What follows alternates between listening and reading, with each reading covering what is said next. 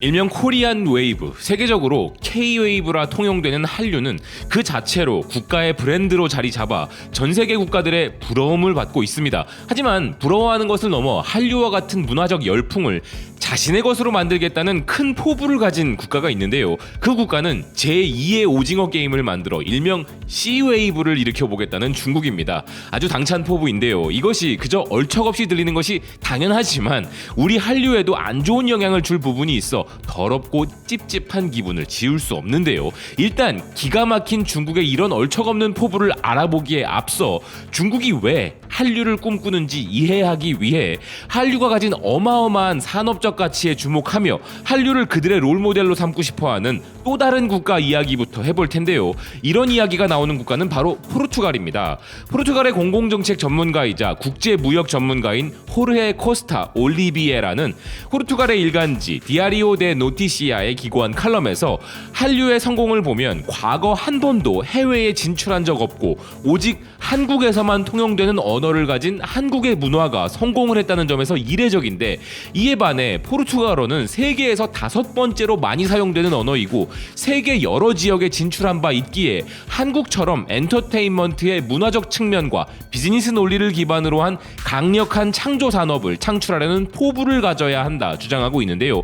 필자는 국가 브랜드를 기반으로 한 국가의 소프트 파워를 활용하는 측면에서 역사적 유산, 요리, 디자인, 패션, 럭셔리 자동차, 스포츠, 문화 생산력 면에서는 이탈리아가, 경제 규모와 혁신 기술 창조 능력 면에서는 미국이 세계를 사로잡은 바 있으며, 특히 미국은 아메리칸 드림을 만든 음악, 영화, TV 시리즈의 글로벌 수출을 통해 전 세계 수많은 사람들의 마음을 사로잡아 소프트 파워를 강화했지만 이 두 국가와는 다른 국가가 바로 한국이라는 것입니다.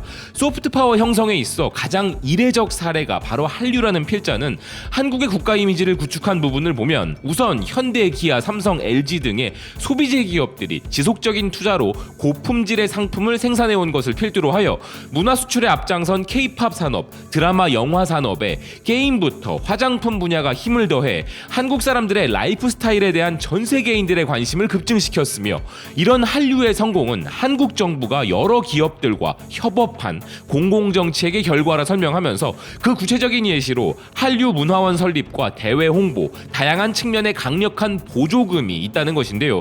그리고 이런 한류의 출현과 성장에 있어 가장 큰 공로는 혁신적 마케팅이기에 유튜브, 넷플릭스, SNS 등의 온라인 인프라를 잘 활용할 줄 아는 한국의 엔터테인먼트 기업들과 아티스트들이 한국의 소프트 파워를 형성한 주역들이라는 것입니다. 그런데 한류의 이런 성공이 대단한 점은 한국어라는 사용 인구가 적은 언어로 이뤄냈다는 것이며, 이보다 더 널리 사용되는 포르투갈어를 가진 그들이 한국과 같은 포부를 가지지 못한다면 그들은 계속 포르투갈 언어 경제권 안에 머물러야 할 것이라는 경고를 하고 있는데요. 포르투갈이 대서양과 세계 여러 지역에 진출하였던 과거 영광스럽던 날들이 현 시점에서는 문화 수출을 기반으로 한 산업 진출로 나타나고 있는 것이기에 그들은 21세기 버전의 세계 진출을 하고 있는 한국의 모습을 반드시 참고해야 된다는 것이죠. 하지만 비단 포르투갈만 우리의 한류를 부러워하는 것은 아닙니다.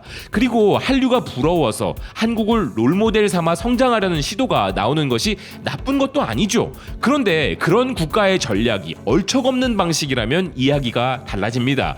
그럼 지금부턴 혼자 보기 아까운 중국의 얼척없는 야망 이야기를 해보겠습니다. 이 이야기가 등장한 매체는 중국 상하이의 영문 매체 식스톤인데요. 다음 오징어 게임은 중국에서 만들어질 것인가 라는 타이틀로 2021년을 한국 드라마가 헤드라인을 장식했으나 중국도 조용히 글로벌 TV 강자로 부상하고 있다며 미국 스트리밍 거물들이 중국을 주목하기 시작했다 전하고 있습니다. 기사는 오징어 게임을 비롯 K-웨이브가 2021년 세계를 휩쓸고 있다지만 또 다른 국가인 중국이 부상하고 있다는 신호도 있다면서 중국의 넷플릭스라고 불리는 65억 달러 규모의 회사인 아이치이가 향후 몇 년 안에 한국의 이러한 성공을 훨씬 뛰어넘으려는 야망을 가지고 있으며 한국 드라마의 글로벌 인기를 재현 구현할 수 있는 프로그램 제작에 점점 더 집중하고 있다는 것인데요. 아시아와 전 세계로 영향력을 확대하려는 시도로 아이치이는 싱가포르의 국제지사를 설립했는데, 그들은 중국어 작품의 경쟁력이 국제적 시청자들의 구독을 이끌어낼 수 있다는 강한 자신감이 있다면서 전 세계 스트리밍 시장은 2026년까지 거의 1,500달러의 가치가 있을 것으로 예상되고, 특히 아시아 태평양 시장은 향후 5년간 매년 24.7%의 놀라운 성장이 예상된다는 것입니다. 문제는 이 초기 C웨이브가 실제로 얼마나 커질 수 있는지 여부라 지적하고 있는데요. 하지만 중국 TV 프로그램이 세계화될 수 있고 이미 그런 현상은 일어나고 있다면서 아이치이가 선두에 나서고 있지만 아이치이가 해외 진출에 나선 유일한 중국 플랫폼은 아니며 중국 기업 텐센트의 국제 플랫폼인 위티비의 존재도 언급하고 있습니다. 실제로 아이치이가 올해 초 26개국의 시청자를 대상으로 실시한 설문조사 결과를 보면 그들의 4분의 3이 중국 콘텐츠를 경험한 바 있는 것으로 나타났다는데요. 디즈니 플러스가 중국어 콘텐츠 3작품을 제작 중이라 발표한 것과 더불어 넷플릭스가 중국어 오리지널 시리즈를 공개했기에 단순히 말로만 이루어지고 있는 변화가 아니라 실질적인 중국 기업들의 국제 경쟁의 가시화가 일어나고 있다는 것에 주목한 기사입니다. 허나 현재 업계에서는 냉정한 평가가 나오고 있다는데요. 중국이 한국을 따라가려면 아직 멀었다는 비판적 시각입니다. 업계에서는 중국이 한국의 글로벌 영향력을 따라잡기에는 아직 멀었다 경고가 나오고 있으며, 미래에 한류처럼 될 수 있을지 여부는 여전히 미지수라는 부분도 전하는 기사인데요. 싱가포르에 기반을 둔 산업지 콘텐츠 아시아의 편집이사인 제닌 스타이는 아이치이가 1억 명이 넘는 유료 가입자를 확보했지만 그들은 여러 측면에서 도전에 직면해 있다면서 대만에서도 중국 정부의 규제로 운영이 중단되었고 그 외에도 다양한 이유로 정부가 개입하여 해외 시청자를 확보하기가 더 어려워졌으며, 이렇게 되면 중국 이외의 지역 시청자들의 신뢰를 잃을 수밖에 없다는 것인데요. 여기에 중국 스트리밍 업체에게 가장 중요한 과제는 시청자들의 취향에 어필할 수 있는 스토리와 영화 제작 스타일을 개발하는 것인데, 현재 한국 영화들이 전반적으로 더 성공적이고 한국의 스토리텔링이 더 나으며 중국의 스토리는 이에 반해 장황하다는 평가를 받는다는 것입니다.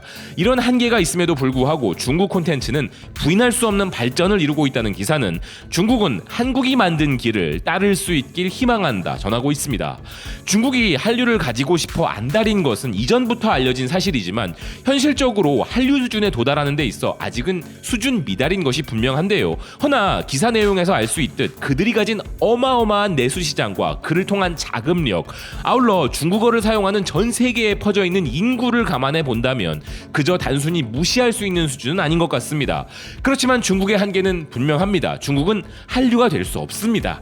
한류는 세계적으로 공감대가 형성되는 문화와 정서에 녹아들고 있는 반면 중국 작품들에는 뼛속 깊이 중화 사상만이 자리 잡고 있고, 공산당 만세 스토리에 더해 사회적 비판을 잘못했다가는 회사가 날아갈 수가 있는 상황이기에 그들의 꿈에는 그냥 일장춘몽이란 사자성어가 딱 어울리는데요. 문제는 지금까지 늘 그래왔듯이 짝퉁 한류나 한류를 가장한 모사품을 남발하여 그들이 한류에 피해를 끼칠 가능성이 매우 높기에 저작권 부분과 투자와 관련한 부분에 있어 매우 유의할 필요가 있을 것입니다. 그리고 이런 문화 수출만의 문제가 아니라 역사적으로도 우리가 두 눈 부릅뜨고 중국 작품들을 바라봐야 하는 이유가 있는데요. 중국 관영 매체 글로벌 타임즈에 의하면 한국 전쟁을 주제로 한 장진호 전투의 성공 후 중국 인민군에 대한 이야기가 영화 제작사들이 즐겨 찾는 새로운 소스가 되면서 관련 영화와 드라마 제작이 계속 이어지고 있다는데요. 이런 과거 전쟁의 영화화는 중국 관객들에게 애국심을 고취시키는 도구이기도 하다는 것입니다.